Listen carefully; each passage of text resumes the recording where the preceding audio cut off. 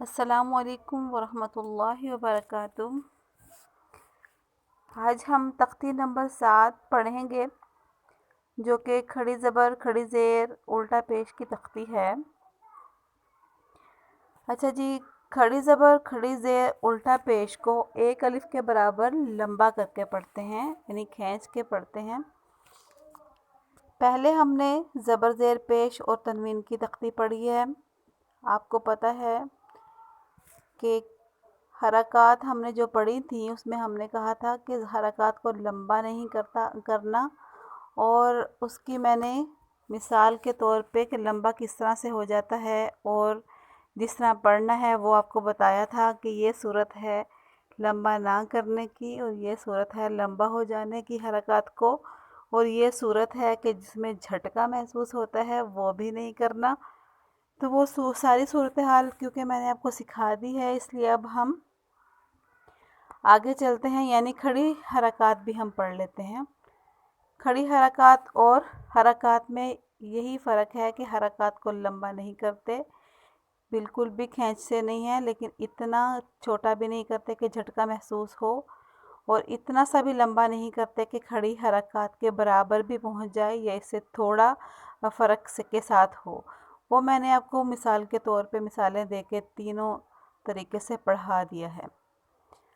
تو آج ہم کھڑی حرکات کو بھی ایک ایک ورڈ میں پڑھ لیتے ہیں۔ اب یہاں پہ آپ لوگ دیکھ رہے ہوں گے کہ ایک ہی حرف کے اوپر 3 حرکات، یعنی 3 کھڑی حرکات کیسے آ گئی ہیں۔ تو یہ مثال کے طور پہ ایسا لکھا ہوا ہے، ورنہ قرآن پاک میں ایک ہی حرف کے اوپر ایک وقت میں ایک ہی حرکت آتی ہے۔ تو یہاں پہ آپ دیکھ سکتے ہیں کہ ہم صرف مثالیں پڑھ رہے ہیں، اس وجہ سے کہ بہت لمبی تختی ہو جائے گی علیحدہ علیحدہ لکھنے میں، تو ہم یہی جو ہے مثال یہی پڑھیں گے کہ با کو ہم ایک دفعہ کھڑی زبر کے ساتھ، پھر با کو کھڑی زیر، پھر الٹا پیش کے ساتھ، اسی طرح سے یا را آگے جتنے بھی حروف ہیں ان کو اسی طرح سے پڑھیں گے۔ تو ہم پڑھتے ہیں اب۔ اعوذ باللہ من الشیطان الرجیم، بسم اللہ الرحمن الرحیم۔ با کھڑی زبر با، با کھڑی زیر بی، با الٹا پیش بو، با بی بو۔ اب آپ نے پہلے پڑھا تھا با زبر با، با زیر بی، با پیش بو، با بی بو، یہی پڑھا تھا نا آپ لوگوں نے، تو اس میں ہم بالکل بھی لمبا نہیں کر رہے تھے۔ اب یہاں پہ ہم اتنا سا لمبا کر رہے ہیں، با بی بو، ٹھیک ہے، اتنا لمبا بھی نہیں کرنا کہ ہم مد تک اس کی مقدار پہنچا دیں۔ یا کھڑی زبر یا کھڑی زیر جی، یا الٹا پیش یو، یا جی یو۔ اگر یہ اس کے اوپر، اسی یا کے اوپر زبر زیر پیش ہوتا تو ہم کہتے یا جی یو، یہ ہے یا جی یو۔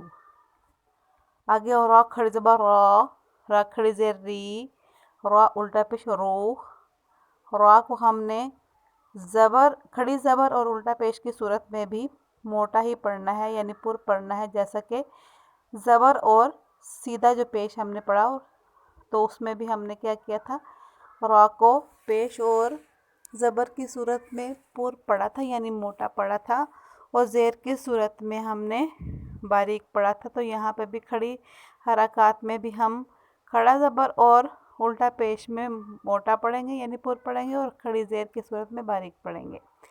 را ری رو۔ اسی طرح سے جوڑ نکالنے ہیں، تو میں آگے سارا رواں پڑھتی ہوں۔ ما می مو، وہ زبر زیر پیش کی صورت میں ہم نے کیسے پڑھا تھا، ما می مو۔ اچھا جب دیکھیں، اب یہاں پہ ہم کیونکہ میم پڑھ رہے ہیں میم اس وقت، تو میم میں ہم نے گوننے کی آواز نہیں نکالنی، ہم نے ناک میں آواز نہیں لے کے جانی، ٹھیک ہے، کیونکہ جو کھڑی حرکات ہوتی ہے نا، تو اس میں یہ ہوتا ہے کہ جو کھڑی زبر ہوتی ہے وہ الف مدہ کی جگہ، اور جو کھڑی زیر ہوتی ہے وہ یا مدہ کی جگہ، اور جو الٹا پیش ہوتا ہے وہ واو مدہ کی جگہ ہوتا ہے۔ تو اب اس صورت میں آپ دیکھ سکتے ہیں کہ میم کھڑی زبر ما جب پڑھتے ہیں تو اس کے آگے کیونکہ الف سمجھے آ گیا، کیونکہ یہ کھڑی زبر جو ہوتی ہے وہ الف مدہ کی جگہ ہوتی ہے، الف مدہ آگے کھڑی زیر جو ہوتی ہے وہ یائے مدہ کی جگہ ہوتی ہے، اور الٹا پیش جو ہوتا ہے وہ واو مدہ کی جگہ، جو کہ یہ تینوں حرف جو ہوتے ہیں یہ جوف دہن سے نکلنے والے ہیں۔ تو اس وجہ سے ہمیں جوف دہن کا خیال رکھنا ہے کہ منہ کے خالی حصے سے آواز نکلنی چاہیے آخر میں۔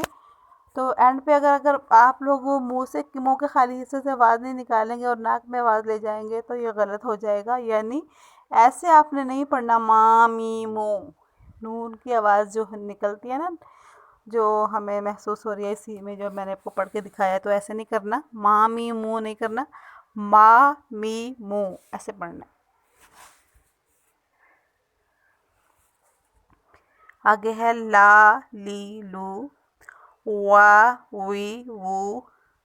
واؤ کا میں نے آپ کو پہلے بھی مخرج بتایا تھا کہ واؤ کو زبر زیر پیش کی صورت میں بھی گول ہی منہ کر کے پڑھتے ہیں، وا وی وو نہیں کہنا، وا وی وو۔ آگے نا نی نو، اس میں بھی نون کی آواز کو ناک میں لے کے نہیں جانا، کیونکہ کھڑی زبر، کھڑی زیر، الٹا پیش یہ تینوں الف واؤ یا مدہ کی جگہ پر ہوتے ہیں، تو یہ ہیں منہ کے خالی حصے کے ورڈز، تو ہمیں آخر میں آواز بھی منہ کے خالی حصے کی نکالنی ہے، نہ کہ غننے کی نکالنی ہے۔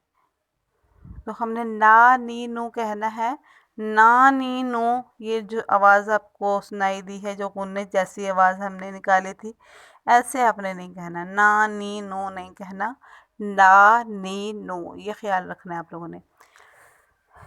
آگے ہے آ ای او۔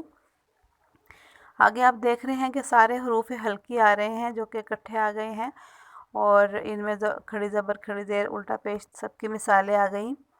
آ ای او، ہا ہی ہو، آ عی عو، غو غی غو، ہا ہی ہو، خو خی خو، تا تی تو، ثا ثی ثو، جا جی جو، دا دی دو، ذا ذی ذو، زا زی زو، سا سی سو، شا شی شو، صا صی صو، غا غی غو، طا طی طو، ظا ظی ظو، فا فی فو، قا قی قو، کا کی کو، آ ای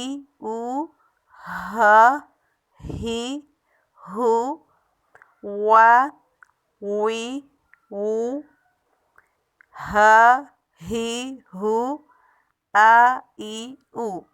یہ ہماری تختی آج کمپلیٹ ہوتی ہے۔ آپ لوگوں نے اب اس فرق کے ساتھ بھی یاد کرنا ہے کہ انہی حروف کو آپ لوگوں نے حرکات کی طرح بھی پڑھ کے دیکھنا ہے، تاکہ آپ کو پتہ چلے کہ ہم حرکات اور کھڑی حرکات کو ایک جیسا تو نہیں کر رہے، تو یہ آپ نے اس طریقے سے دونوں میں فرق کر کے یاد کرنا ہے۔